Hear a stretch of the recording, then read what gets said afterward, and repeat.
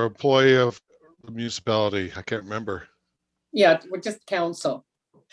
Yeah. Okay. Okay. Yeah. So we are streaming and we are recording. So Mayor Foster, you're welcome to start. Okay, I'll call the special regional council meeting to order. Yeah, sorry, council. We okay? All right. We'll call the special regional council meeting to order. Please be advised that today's meeting is available for the public to attend virtually and is being streamed and recorded. Today we have with us Mr. Murray Slezak, Cameron Swinton, and Pepita McKee. Northern Rockies labor market data and demands for 2021 report. My name is Gary Foster. I'm the mayor of the Northern Rockies, and we have with us Councillor Kyle Andrews, Councillor Lori Dolan, and our staff is here as well. So I'll begin with the introductions. Mr. Barry, do you want to go first? Hi there, I'm Scott Barry. I'm the CEO of Northern Rockies. Jaylene McIver, corporate manager. Mike Gilbert, and I have the pleasure of Mike Gilbert. I've had the pleasure of working with IR on the development of this extended project. And for council's information, I would add that the funding for the project has come from the Regional Development or the Rural Development Initiative, and is part of follow-up on the Regional Economic Strategy Phase 2. Teresa Hansen, Deputy Corporate Manager.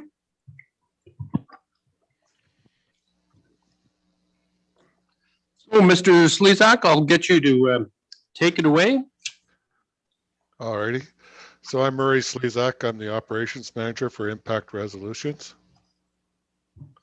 Cameron?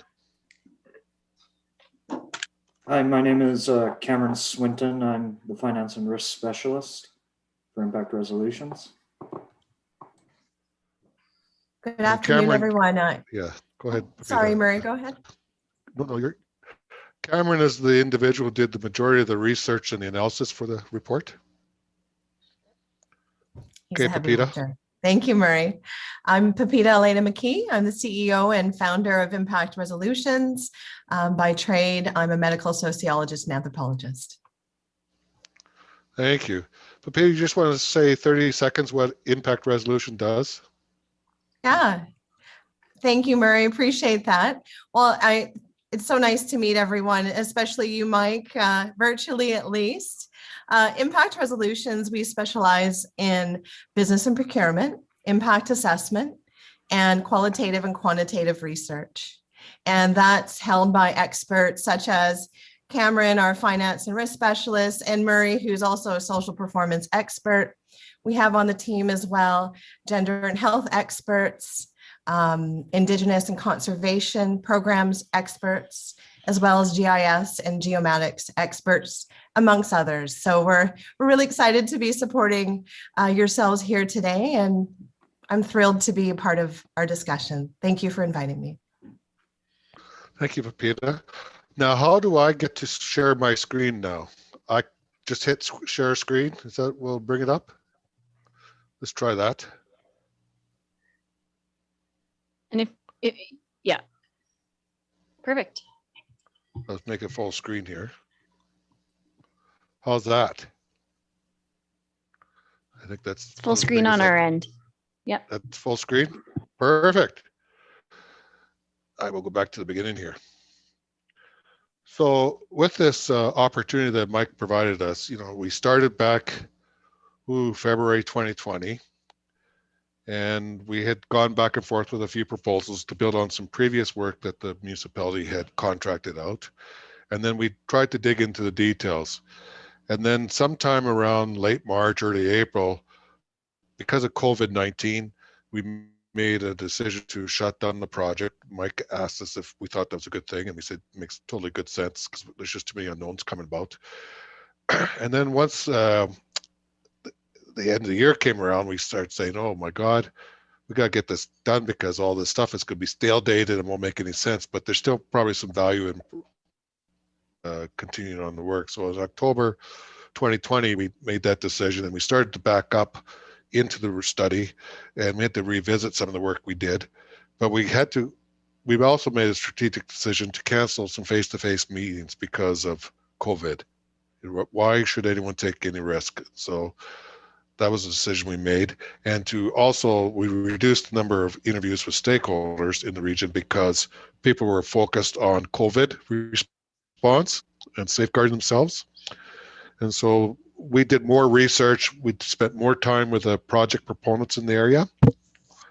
And Mike and Jack gave us some people to talk to, so we did that. It was a bit of a challenge to talk directly with Chief and Council of the 2 First Nations in the region because of their focus on COVID. But we did talk to some of their staff members, especially Fort Nelson First Nation. We talked to their CEO of the Development Corporation and Aaron Longstaff. We weren't able to touch base with any of the people at Prophet River, being a very small community, but we did share information, but we didn't get any response. So that's a risk. So how we went about this study is that we did a lot of research, right? This is our methodology. We did interviews with a number of project proponents, industry leaders, and different representatives. We did a lot of secondary research, tremendous amount of secondary research here that you can see from government reports and stat scans and other studies that have been completed by other organizations that are credible. And then our young friend Cameron took all this information and applied a lot of quantitative and now analytical methods supported by some good qualitative approaches, right? And so you can see a number of those things, simulations and tools and methodologies that Cameron used, but it's quite complex, but it helps build confidence in the information and the recommendations you're going to provide. All right. If you have questions, do ask me to stop. So the labor market summary forecast, we looked at the number of jobs, and this was based on some discussions and interviews and document sharing with the known project proponents. Some of the project proponents that have come to talk to the municipality had dropped off because either we couldn't talk to them or the likelihood of the projects proceeding by 2025 was low. So we talked to people involved with distributed LNG, so that include Ferris and Crowell Peak and Gas to North, the geothermal project by the Fort Nelson First Nation Development Corp, and the biomass project, which is White Mass Peak Renewables. So based on their data here, we created 2 scenarios, right? Likelihood of things proceeding and growing. That's why we had 2 scenarios, because otherwise it's to build more credibility of the ups and downs. But in the first scenario here, the total number of jobs, it looks like you've got about 400 new jobs that could be created in scenario 1. And at the top, you can see how we described that scenario 1. And the scenario 2 is the other criteria we used. And in scenario 2, we're looking at about 500 new jobs. And these are jobs in the region, not somewhere else. And on the next slide, we looked at the wage. So with wages for these scenario 1 and scenario 2 pieces here again, estimates, we took a very conservative estimate on the wages rather than overstating the wages and raising false expectations. So the wage estimates are conservative, in my opinion. And based on this, slide 4, give me a second here. So in scenario 1, we're looking at about $16 million in wages and about $32 million in scenario 2. So that's about double the wages there, but the jobs growth is about 25% high. So I asked Cameron, what's the answer here? And the answer is that these employment numbers and wage figures exhibit such a pattern that as a result of scenario assumptions, in for each one, and whether or not the Clark Lake geothermal project progresses beyond the initial well test, right? Because there's a lot of jobs and activity that progress after that. So that's the explanation why we go from 25% increase on jobs, but the wages are roughly double over Murray, the 5 year period. can you Yes. characterize the nature of the jobs that you've included in those counts for headcount and wages, as in primary, secondary, and tertiary level jobs? What's counted and what isn't? Well, As in of the primary direct jobs, employment? a lot of those are direct employment. Cameron, did you have indirect and induced jobs in there as well for these scenarios? For the ones we could deduce, so the Peak Renewables gave us some indirect. Yes, they did. They also get, I think it was the project managers for the Clark Lake gave us some indirect estimates as well. So those are all included there. Yes. Now remember, these are jobs in the NRM itself, right? Yes. So these would be things like site prep, construction, operations, maintenance. And the rationale here is that we're trying to measure, okay, what level of economic activity is this going to provide, and try and quantify it in some way. Now, with wage numbers, that money is going to be spent in the community, probably, in many cases, because these are local jobs in the region, right? So that is a way of quantifying that.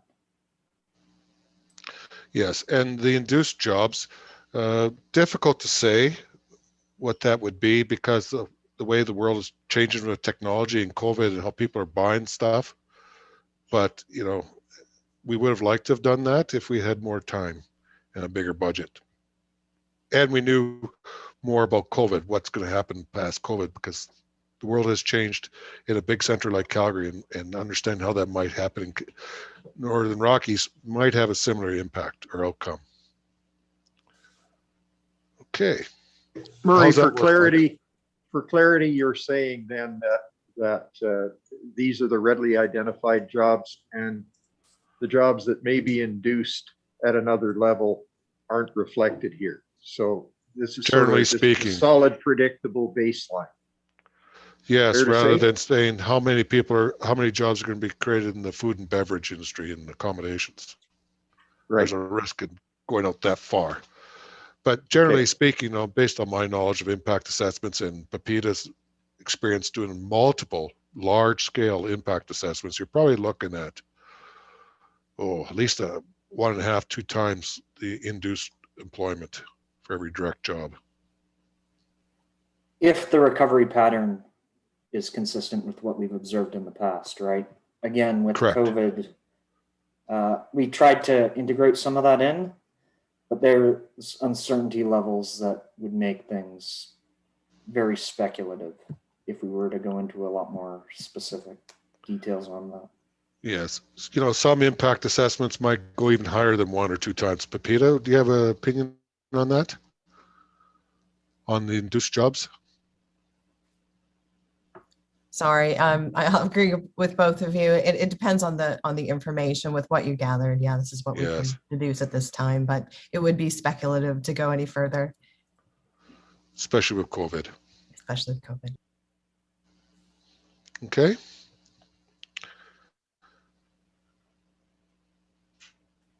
So here you can see a chart on potential project employment for each proponent and sector. Obviously, your biggest win here is the Peak Renewables project.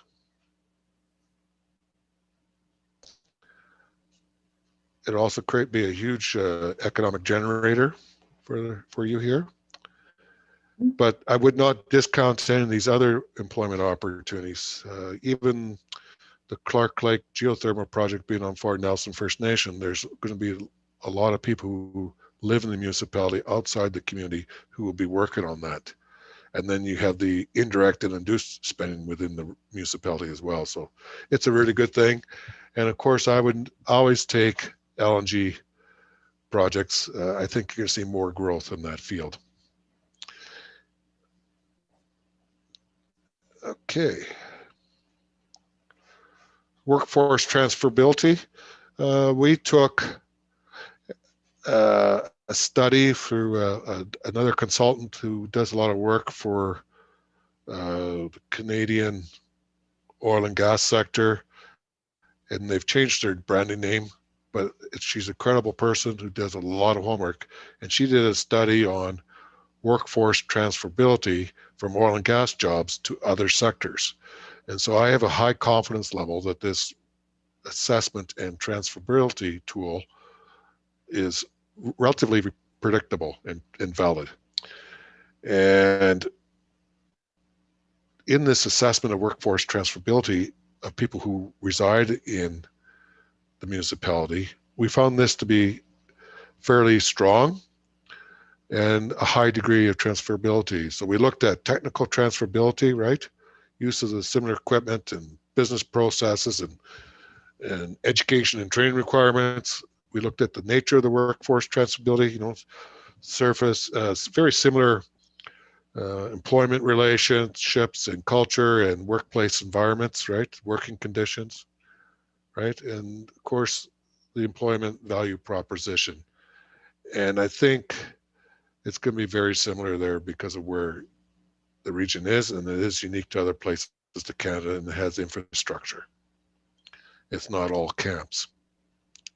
So this is what we found was a very high degree of transferability of these oil and gas workers for these potentially viable projects that will happen in the region or could happen in the region. Can I add something there? If you want to look at Go ahead. more details, go to backup slide 20. Yeah. Those are the sectors we examined, and those are the evaluations according to this tool. And the tool itself is prepared by an organization called Petro LMI. That's the organization. Thank you, Cameron. And Pat is a very credible consultant. She does a lot of studies on this stuff. She's good.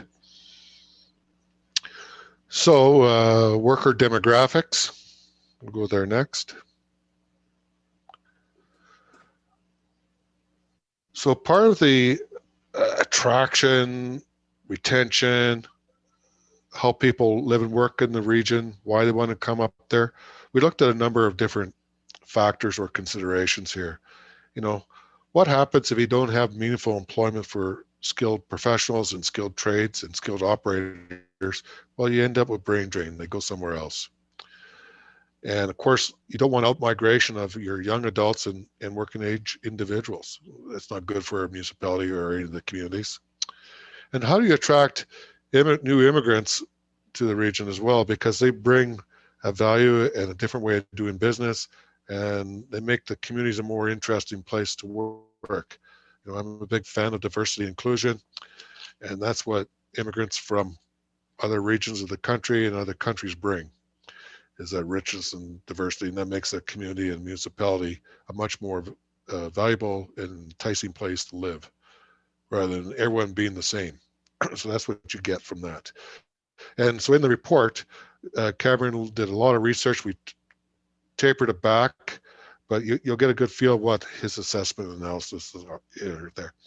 And so what are some of the key factors or best practices that the municipality can implement or encourage others to follow through on, right? Sometimes you're the bus driver. You might be a passenger, but you got an influence on how the bus is being driven. And it's about ensuring that there's high quality education options. And of course, COVID's going to change how education and training is delivered in the region.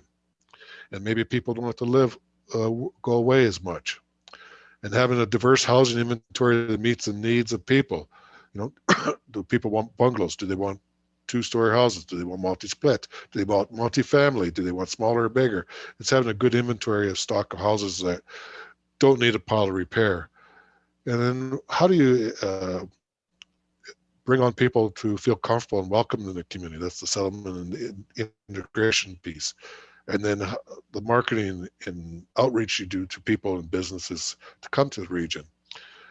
And of course, getting people to think about a winning strategy that's inclusive of all the stakeholders and rights holders in the region, right? It's how do you bring people together and make that soft contribution as a great place to live, work, and play. And I think that's what you have an ability to bring out on people. So what we did is we took the study that I participated in the Northeast BC labor market study for training and education. And during that study, Ramona Materi interviewed and surveyed all the high school students in Northeast BC, and we had a select study done for Northern Rockies. And so what we presented here is the information from grade 11 and 12 students who were willing to participate. So we had a good mix of gender, good mix of new immigrants, Indigenous students, and non-Indigenous students participating in the study. And really what you can see here is that 40% of the high school students are looking for post-secondary education, right?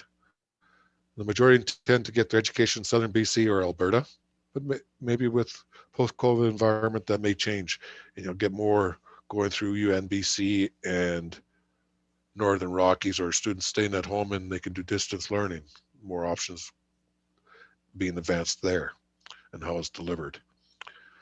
And of those students who intend to get a job after graduation, more than half said they think they're going to remain in the municipality, which is a good thing. But, you know, when you start interviewing people and you see where the trends are going, you know, one of the key things that are going on here is that having the ability to have good internet service, social media, you know, in the region is critical. As you know, many of the high school students rely on communication with friends and family about their career employment choices for the future. And they do rely on those social media tools besides face-to-face conversations, and whether or not career counselors can actually help them face-to-face, but that's where they're going. Social media has become a more powerful tool when it's used properly. Slide 9, what we did there was we looked at local and First Nation small businesses and entrepreneurs. And so how we defined that was generally recognized definition is that small and medium enterprises is businesses with fewer than 50 employees in the region. And in the region, these businesses have generally have a greater outsized per capita influence on the region than larger businesses. So they do a significant contribution to the region's economics. And they continue to have, prior to COVID, experience some modest growth where the larger businesses that were tied to oil and gas have exited. Yet what we did find was interesting that consultant self-employment declined during the same period of the study. So that was interesting. What we could also say is that public administration and related supporting industries experienced the most growth in these areas, where other sectors have experienced some declines, especially related to any extractive industry. And of course, to build upon what I said before, is that reliable, high-speed internet access will be critical for learning, business development, e-commerce, and the way people want to live and work and have entertainment. I think that's going to be very key, is having reliable, high-speed internet. To ignore that would be a fatal flaw, I think, for the region. You know, local procurement strategies, effective up-to-date business environment information, how you share that information, make it accessible and transparent, and being very collaborative in the development of the regulatory environment will help build these strategies within the region, right? So that proponents know where to go, where entrepreneurs would know where to go, and how to collaborate and get their projects approved. Can I add something if you're done, Murray? Yes. So in the report, that graph itself is on page 27. There's another graph on page 28. So even though public administration and related services in the small and medium enterprise sector have grown significantly, in relative terms, they're actually a very small part of the overall small business environment in Northeast BC. So if you look on page 28 of the report, figure 9, that would become apparent. Yeah. So the impacts of COVID-19, this is best guess scenario, but this is our analysis. Everyone's got an opinion. And, really it has impacted labor and the general economics. Capital projects being delayed, the local workforce losing their jobs, shifts in political opinions and policies and strategies, and the overall financial recession because of COVID has been hard hit. And I'm sure it's no different in the Northern Rockies than it is anywhere else in Canada. And then you look at industry specific impacts, my God, essential versus non-essential work and businesses being open and closed, employment or no employment. Businesses and workers having to adapt to different models. Look how we're meeting today. We're doing Zoom versus face-to-face. And of course, the hospitality and food services sector has just been devastating. Their models have changed. And of course, this overall is a big demand shock. And whether or not people are viable, whether businesses are viable, whether people can keep their heads above the debt level and ever can climb out. So those are going to be major considerations for the municipality going forward. And, there's other mid to longer term economic impacts, right? Tax deferrals will be likely happening here by government. You're going to see this tremendous increased borrowing. And there's talk that we'll see very low interest rates for several years to come from the Bank of Canada. And that's why you're going to see low interest rates and bond yields, is because the economy is struggling. And so it might be a good time to invest, to create those jobs. Because of low interest rate, the cost of borrowing is very low. The cost of government bonds are very low. Corporate debentures is low. Cameron, do you have anything else you want to say about that one? So in Appendix E, I think we actually talked about some of the various government funding programs, and that appendix itself is designed to help people understand how this enhanced EI, how these various wage subsidies actually function. And it's designed to help you and other stakeholders get that information out and stay current on that. But yeah, what Murray said is fundamentally correct. Like, you're going to have a profound demand shock until this pandemic is, I guess, subsided. Now, vaccinations are a way to do that. But one thing I caution people about this is you're not necessarily going to see a return to, say, 2019, i.e. people's behavior has changed, right? The way people perceive their security within a commercial setting or a workplace has changed. There's extra expenses like protective measures that businesses probably will have to take into account in their expenditures for a very long time.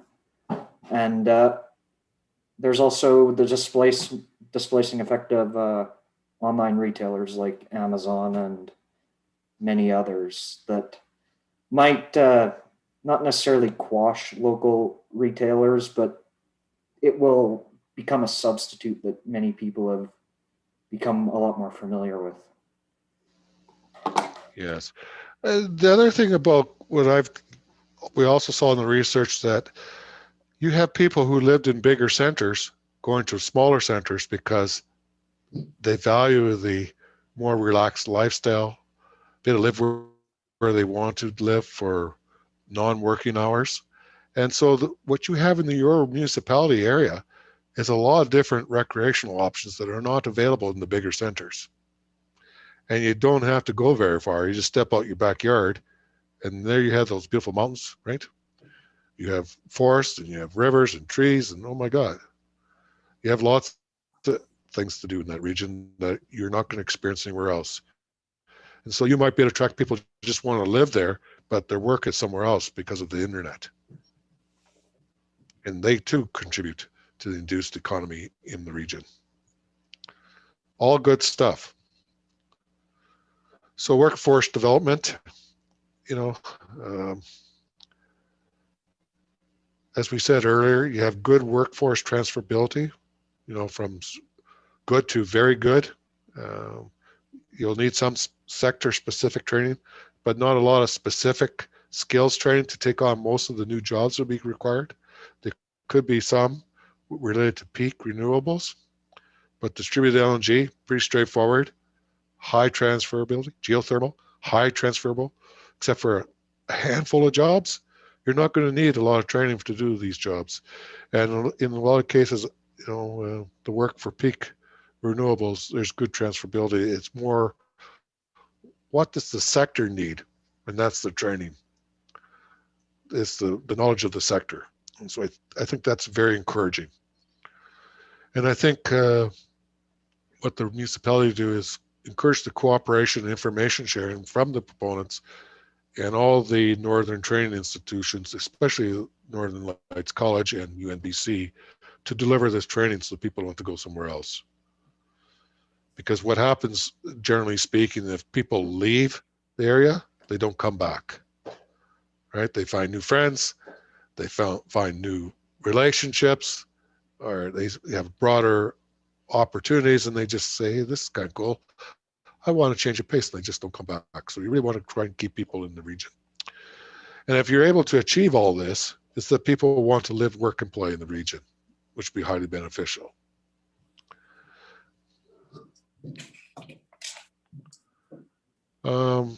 One thing that has really gained momentum here, and I don't know how strong people feel of sitting around the table, is that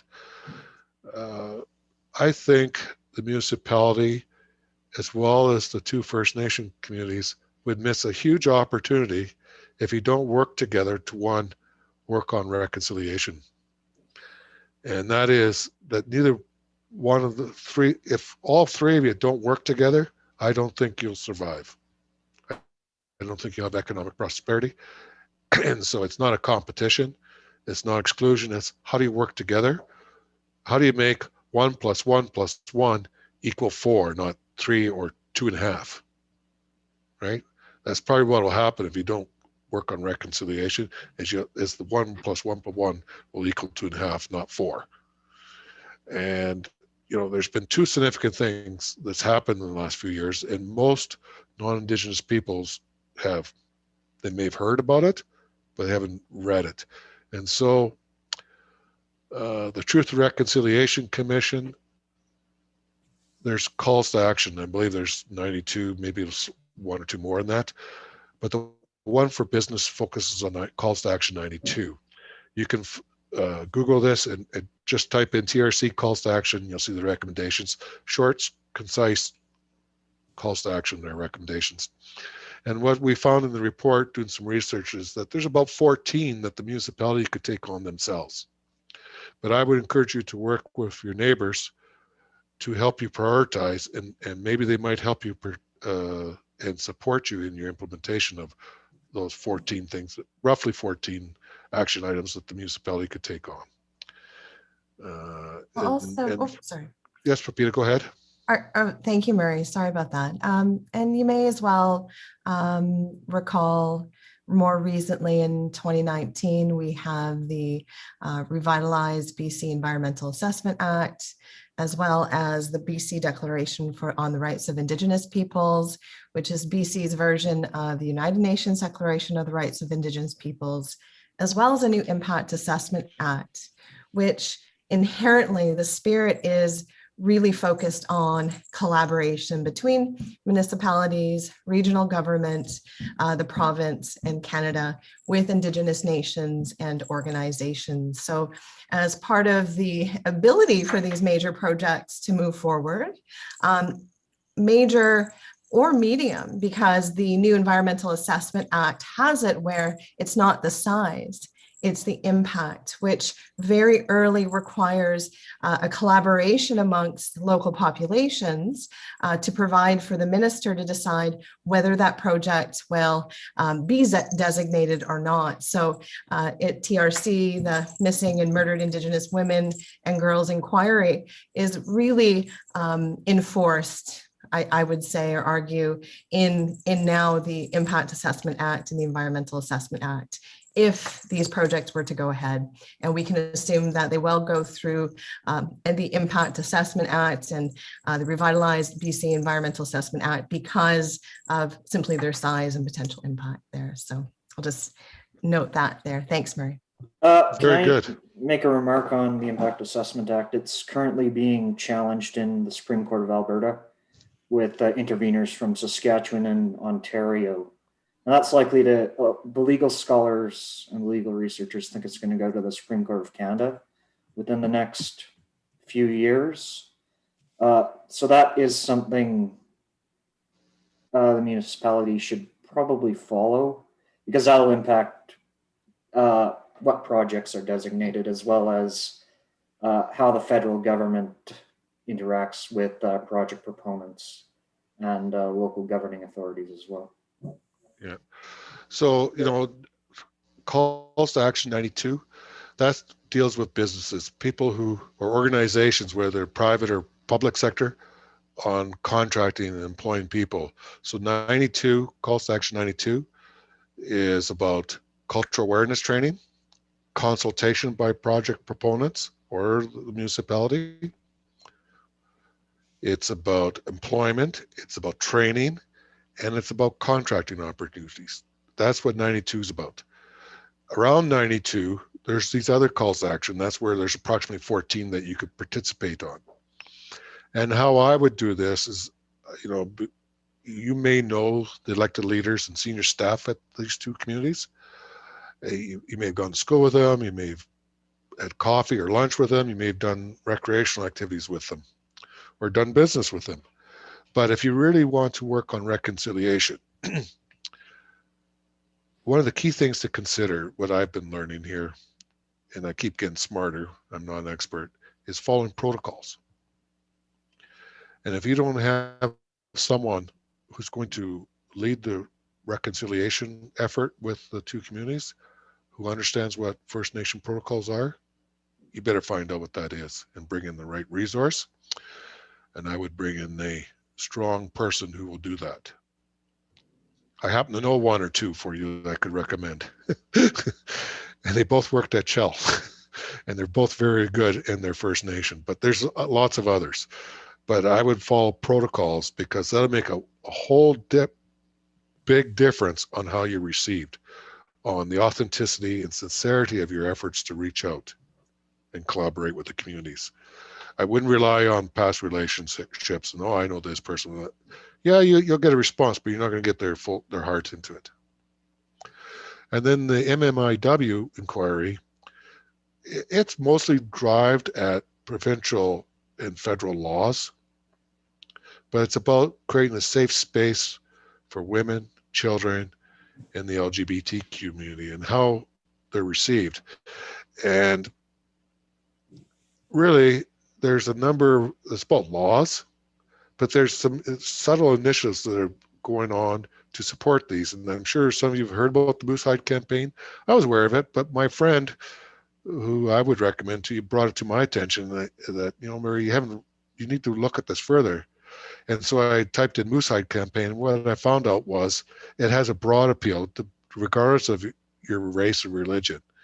It's about men and boys wearing this patch of moose hide on their clothing, signifying their support to stand up against violence against women, children, and the LGBT community. Think about that, rather than being complacent and ignoring. and not taking action to stop it. And of course, have an annual day of fasting. And that's really what the Moose Hide campaign is. And if you ask the community leaders or elders, they may have something else that they may think is appropriate for their community that you may want to implement. Merrick, Peter, I can you have a add, thought?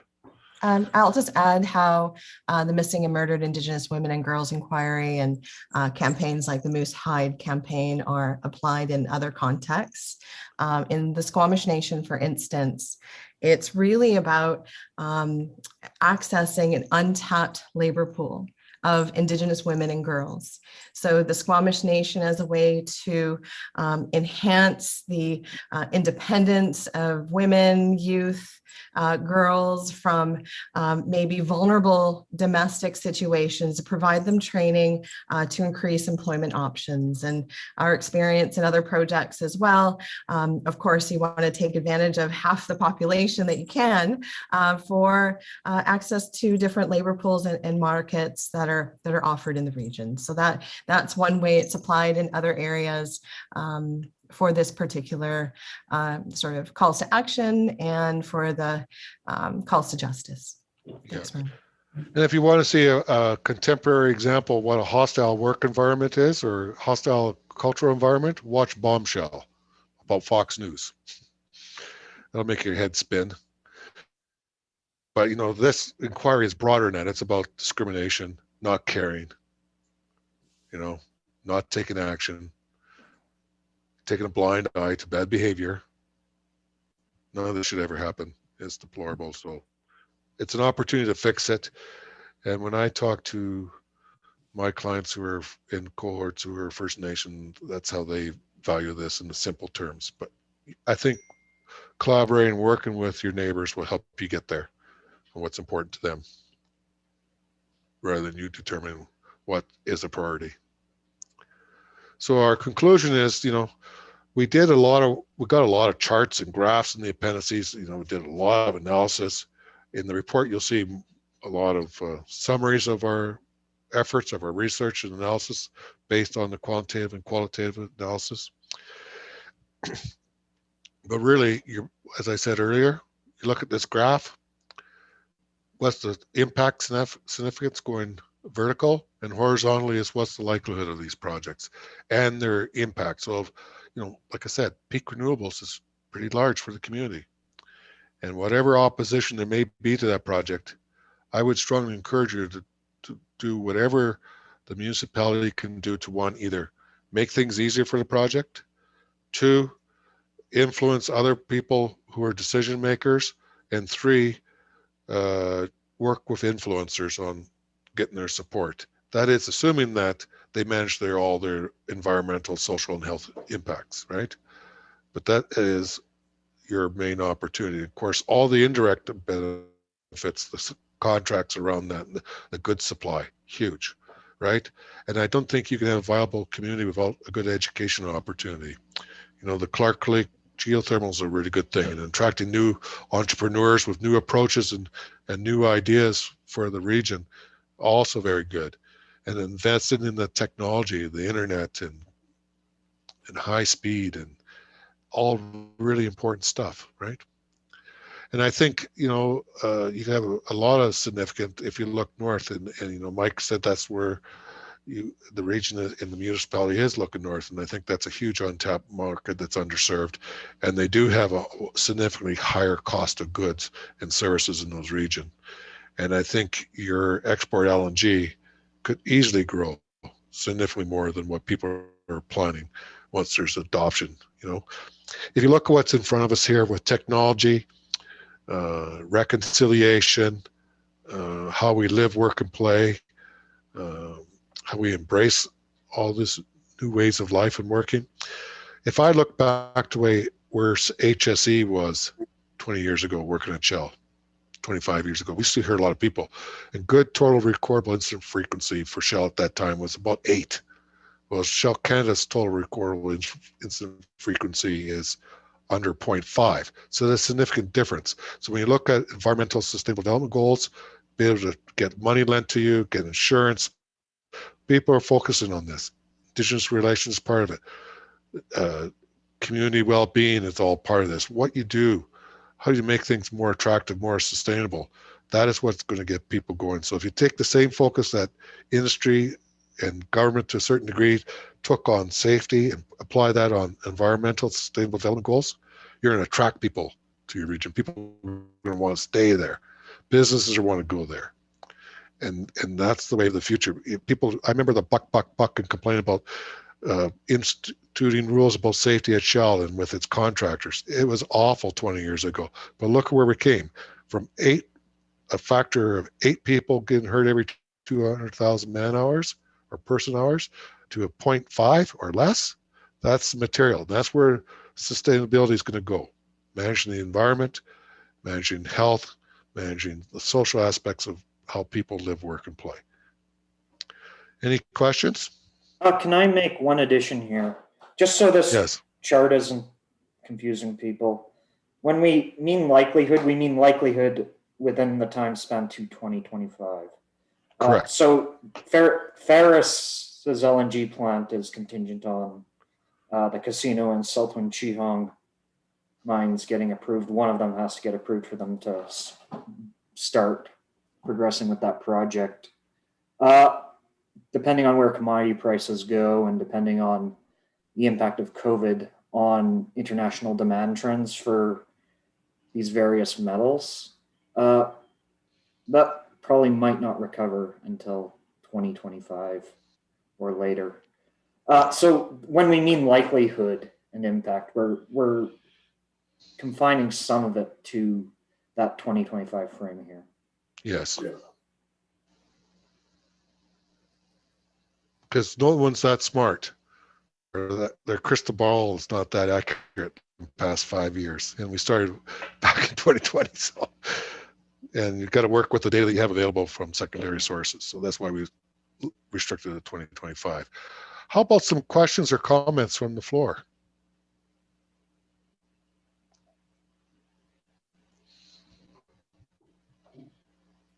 Mr. Gilbert. So one of my favorite questions, Marie, and you've probably heard this from me before, is what should we be asking you that we're not asking you? What are the unforeseens here that we need to watch out for so we don't step on landmines? Well, once again, I'm going to repeat technology, high-speed internet, automation and robotics is going to become more common. I think how goods are delivered and sold are going to be different. It's about having an attractive community and whether people actually have their job there, but you could see people just work remotely from home. And of course, the reconciliation with your neighbors. That's my perspective. I'd also add as well that the province is dealing with an opioid crisis that is not just Yes. for the downtown east side. That's also an issue. We have a different sociability with COVID. So focusing on community health to ensure those who want to enter the workforce are able to. What we know now is based on secondary information from pre-pandemic times. So that's something to keep in mind when it comes to health authorities, that collaboration. And again, the Impact Assessment Act, the Revitalize Impact Assessment Act for BC really pulls in those concepts around mental health, physical health, where it's about the employability, the ability or capacity for local labor populations that are both Indigenous and non-Indigenous to participate. And understanding that baseline context early is important as you understand these projects going forward cumulatively. So that's one thing that maybe people won't ask or might not think to ask, but that's something to keep top of mind as well. Yeah, and another thing, I was just sitting there thinking, across Canada and the US, you see a number of resolutions or bylaws being created by councils and elected officials to eliminate the use of all oil or all plastics and any hydrocarbon, period. If you're going to make those bold statements, you better understand how you're going to get there, right? And sometimes relying on some fossil fuels, and fossil fuels is everything from thermal coal, oil, LNG, natural gas, is understand what those impacts are and the significance of those impacts and how you're going to get there to fund a more lower carbon intensity. I think that's really what the goal should be. And you have some people that are not really thinking things through. They're making these bold statements, and I just don't think they're responsible in their propositions.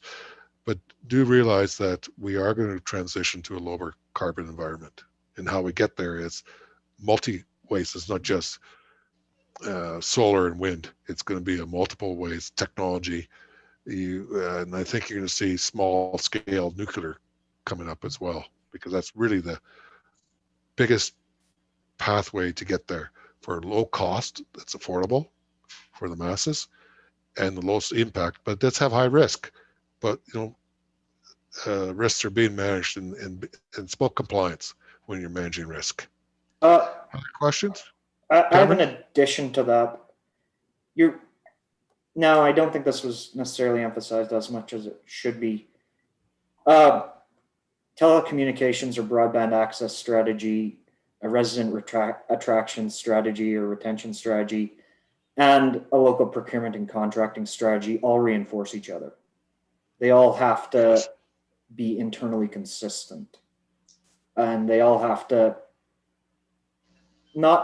they could conflict with each other when there's a reason for that conflict to say, well, we should stop and look at this, but they should be designed in a very systematic way. If you get what I'm saying here, they should be mutually reinforcing is what I mean. Yes. Other questions or comments? Murray, IR was involved with the Northeast study. Yes. Can you make any comparative comments to where the Northern Rockies stands vis-a-vis the rest of the Northeast and other jurisdictions that you might be familiar with? Are we in an advantageous, disadvantageous position? I think you're different. I do know you have an IT manager or a gentleman with an IT background. Lots of people are chasing technology hubs, and even in Calgary, I'm surprised there's technology companies there. It just shows you how ignorant I am of what is different out there. But I think where you want to go is not compete, but also collaborate. I think it's the whole North that's got to support each other. And I think the critical masses in Dawson Creek and Fort St. John for having hands-on learning makes it way more easier for trades, culinary arts, and some other things. But training and education that's not tied to that or could be partially done locally would be huge. Education and training is the key for growth, as well as the technology, and having real leadership by government people, thinking through what sustainability means for the region.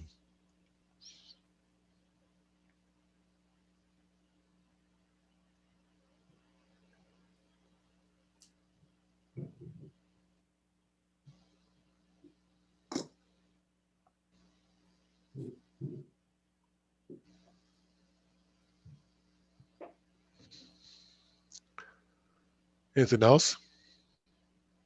Other questions?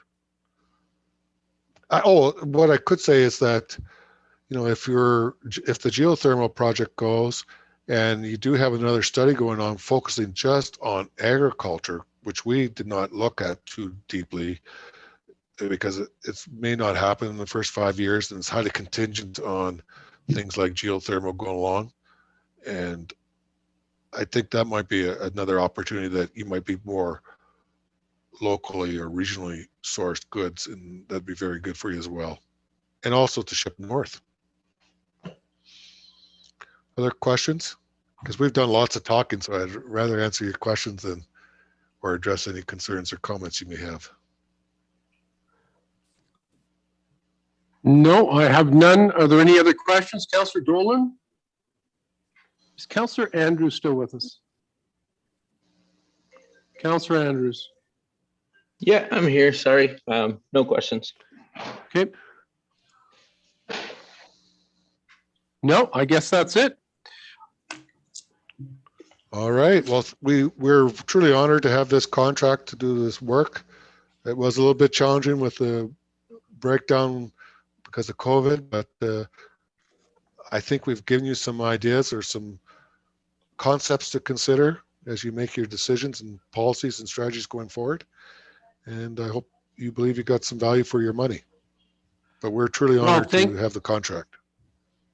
Thank you very much for doing this presentation today. And it's been great having this this information brought forward to us. And we'll use this to to promote our community and to consider this in our deliberations as we go forward. So thank you very much.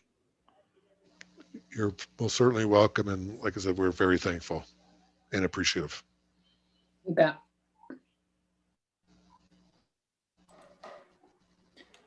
Quick comment by me. If you want more technical explanations about how we did something or how something like a Monte Carlo simulation actually works, just feel free to email me. I can explain this to you if you're so inclined. And myself as well, about anything that I brought up around community health, Indigenous relations and engagement. I've worked for the Metro Vancouver Regional Government and a number of Indigenous groups here across BC and industry, and happy to brainstorm and bond about anything at all. I think all the three of us, we love what we do and we're happy to share. As we were brought or trained, it's not how much we know, it's how much we share, which makes us successful. So we hope you draw on us again, anytime.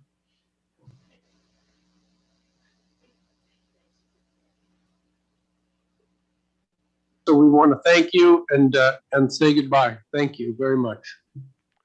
Thank you, everyone. Thank you, Marie. Thank you. Yes, thank you for the opportunity to have a great weekend and You success bet. in the future. Okay. Take care. Bye-bye. Bye-bye. Bye. This will conclude our special regional council meeting. So I will adjourn the meeting. Thanks, Councillor Dolan. Thanks, Councillor Andrews, for showing up.